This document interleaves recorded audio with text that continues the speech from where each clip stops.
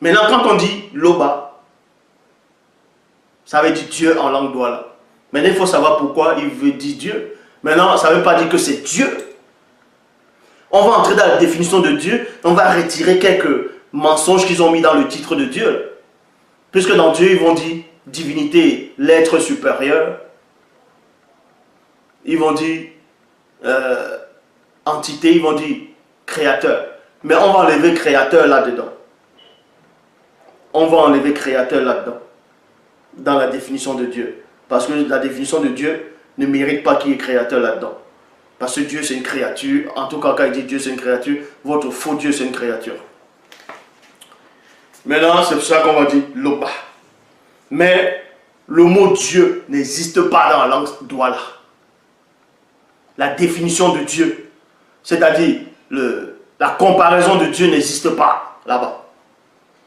Pourquoi? Parce que ce qu'on appelle un Namuloloma, c'est-à-dire un ange dans les Bibles classiques, on va dire les Ba Muloloma, c'est-à-dire les entités, eux ils sont supérieurs à la divinité, c'est-à-dire ils sont des divinités.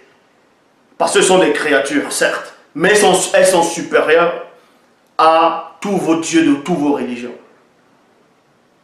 Donc comment vous allez vouloir traduire Loba alors que vous ne pouvez même pas traduire déjà les entités, en tout cas ces êtres-là.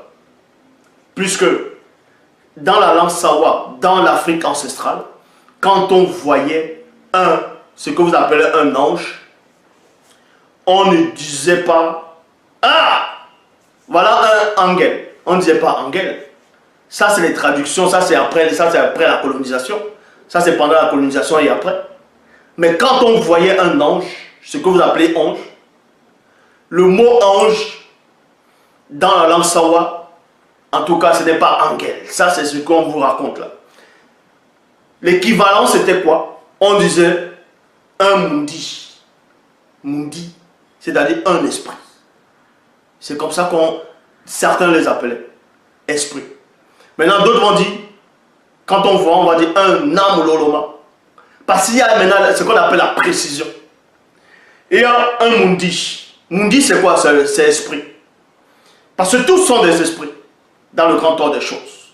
On dit mundi, nen mundi, dont j'ai vu l'esprit. Nen mundi, nen mundi, mundi maloba. J'ai vu l'esprit de Loba. Maintenant, quel est l'esprit de Loba que tu as vu? Puisqu'il y a plusieurs esprits. Et cela maintenant, plus la précision, plus tu es élevé spirituellement, tu comprends, tu vas dire maintenant, Nen Namuloloma. J'ai vu dans ce que vous appelez ange, Namuloloma. Bon. Et quand tu entends encore de la confidence spirituelle, c'est là que tu comprends que maintenant, eux aussi, ils ont un nom. Ils ont leur propre nom, ces esprits-là. Quand on dit Gabriel, devant dire l'ange Gabriel est venu là parler à Marie, n'importe quoi. Bon, on dit l'ange Gabriel. Il dit, je suis l'ange Gabriel, je me tiens devant Dieu. Mais non, voilà les mauvaises traductions qui font même vomir.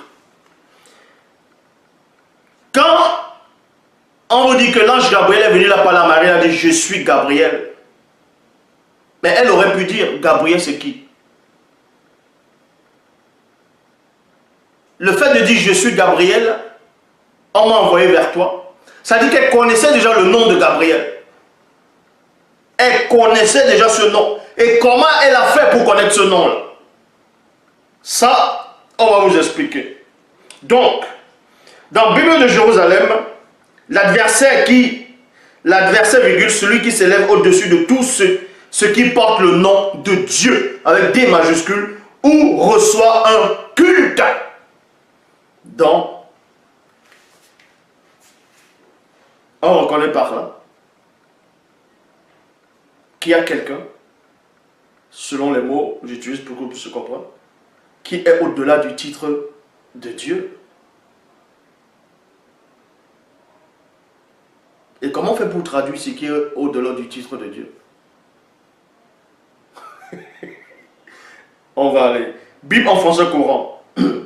Celui-ci s'opposera à tout ce que les hommes adorent et considèrent comme divin.